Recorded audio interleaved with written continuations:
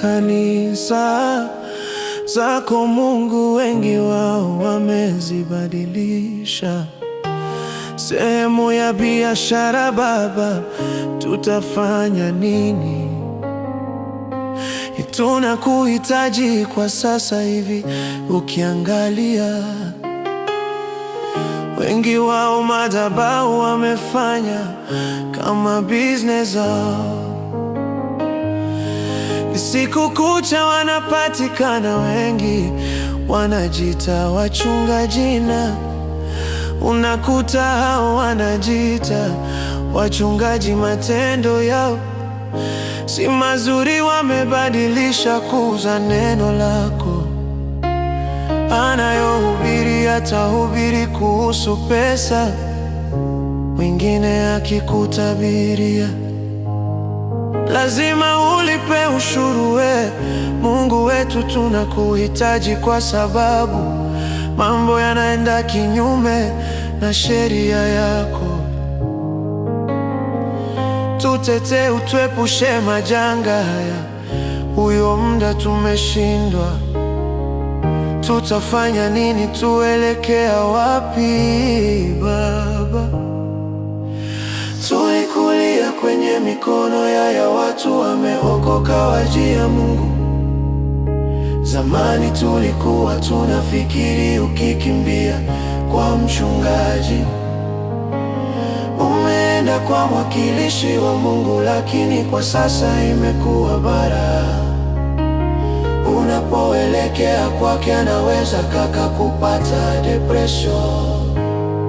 Anakuambia umerogwa, hii umefungwa. Anasema mikosi na laana kwako vipo vimejaa. Anakuambia nahitaji sadaka ya nguvu, ila aweze kukutolea yaliyokuzunguka. Kama pesa unanenda Mungu, tunaelekea wapi?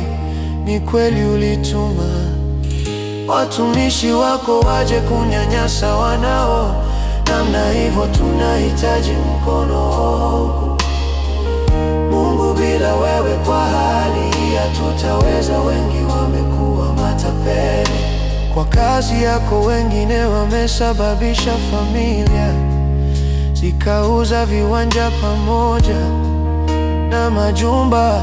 Bila pesa utafunguliwa miaka yangu nilionayo, sijawahi kuona neno la Mungu likiuzwa.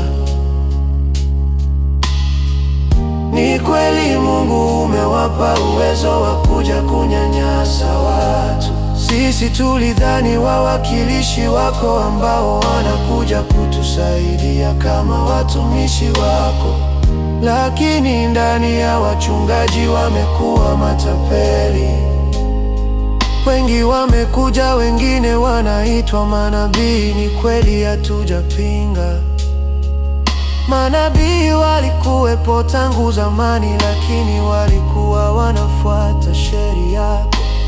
Hawakuweza kufanya kinyume na sheria, lakini kwa sasa ni matapeli tupu. Mungu, ni kweli uliwatuma kuja eti kama naenda kuombea mtu wa mto mikosi mpaka Rare, naye hiyo huduma tukubali kwamba ni ya Mungu.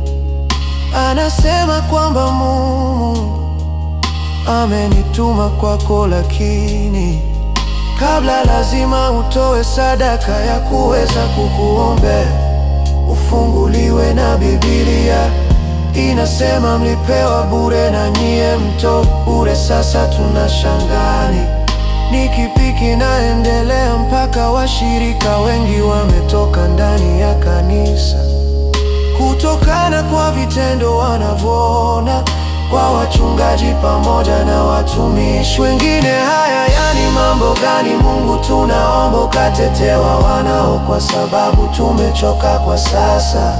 Uzinzi na usharati ndo umejaa kwenye makanisa. Huyo pasta keona mwanamke mzuri inabidi alale naye, amwambii mikosi ndiyo itatoka.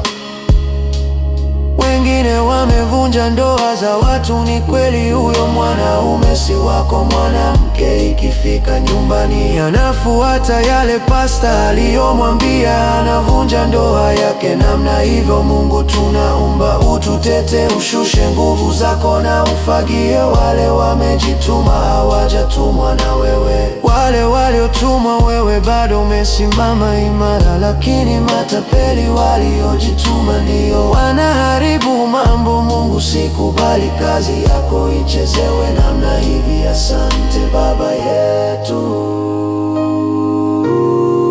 tumekwambia alikuwepo ndani yetu.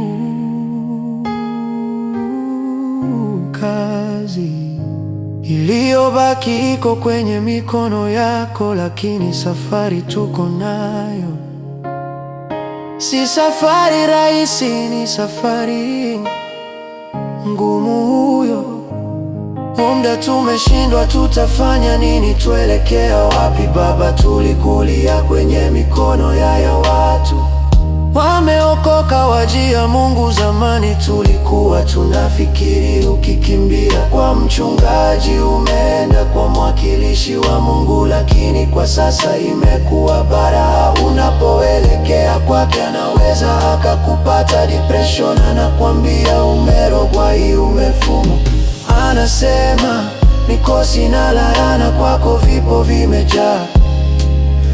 Anakwambia anahitaji sadaka ya nguvu, ila uweze kukutolea yale